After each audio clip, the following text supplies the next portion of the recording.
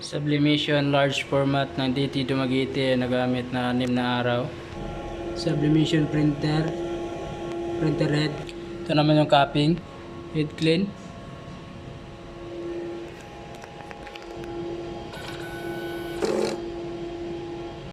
Punasan ng wiper pagkatapos mag-head clean. Nozzle test.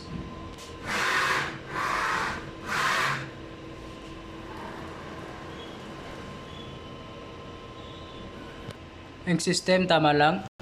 Ground wire. Fish tank nilinis lang po ito every Tuesday. AVR.